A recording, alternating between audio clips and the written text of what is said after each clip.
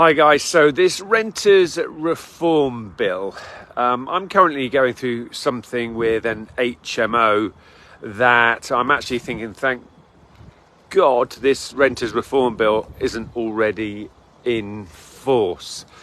Okay, so most of you know I mostly do serviced accommodation, but I've still got HMOs, I've still got buy-to-lets, and the renters reform bill is definitely going to be causing issues with those investment properties.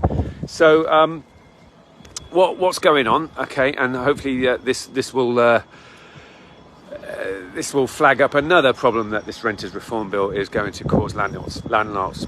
Now, I'm currently getting rid of the letting agent who are currently managing one of my HMOs, and the reason why I'm getting rid of that letting agent is because they don't manage to get decent market rent. So they're not actually operating in the town where my HMO is. I sort of had this letting agent thrust upon me when the previous letting agent went bust, and they sold all their business to a different letting agent who's actually not in the town.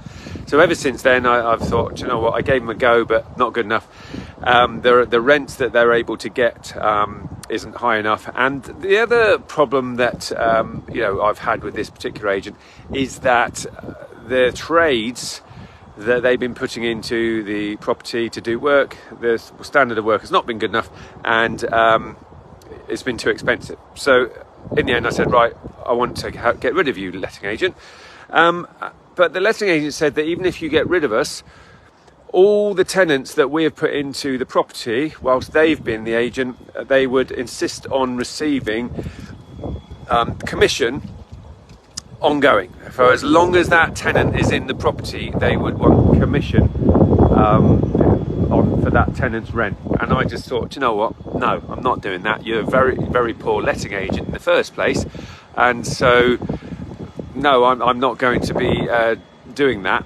And unfortunately, the only way I could actually get rid of this letting agent is by telling them, okay, well, as soon as the tenancy comes up to 2 months to the end date of the tenancy, then serve notice on the tenant then.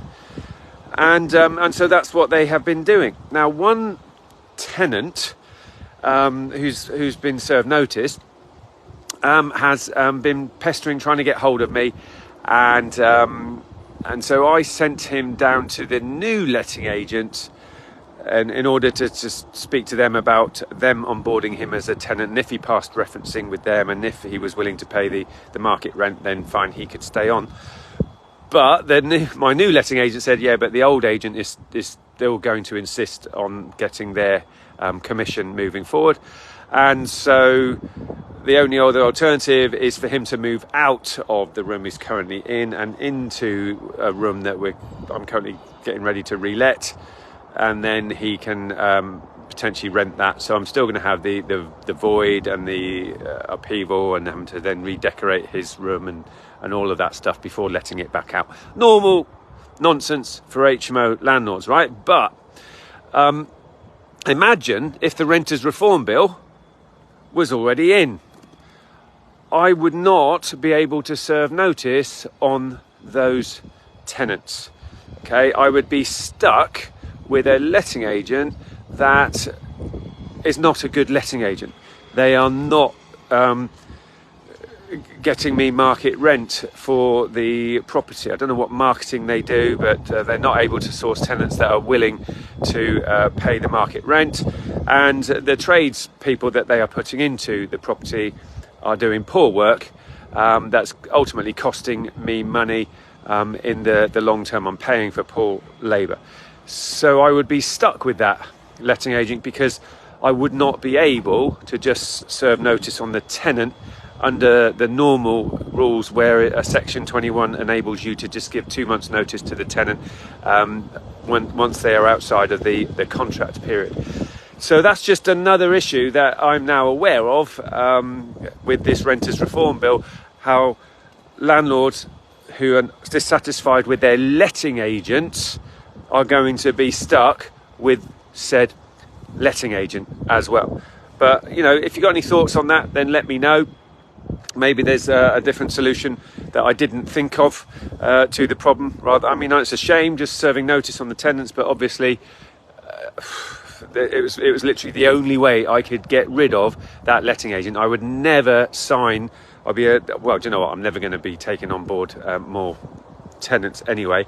But in the future, you guys might want to have a proper look at the contract that you sign with an agent, and the ones where it says that you have to continue paying commission to that agent indefinitely, even if you've sacked them as an agent. You definitely don't want to be signing that contract. So those are more thoughts that I've got on this renters reform bill. What do you think? I think more and more issues are going to come to light with this renters reform bill, how it's ultimately in the long term not good for tenants, and it's just a very short-sighted attempt to fix something, and it's completely way off the mark in my opinion, and in the long run not good for tenants, definitely not good for landlords. So hopefully that was useful, and let me know what you think, and you know, type away in the comments section. So for me, the property soldier, remember, your future needs you. Take care.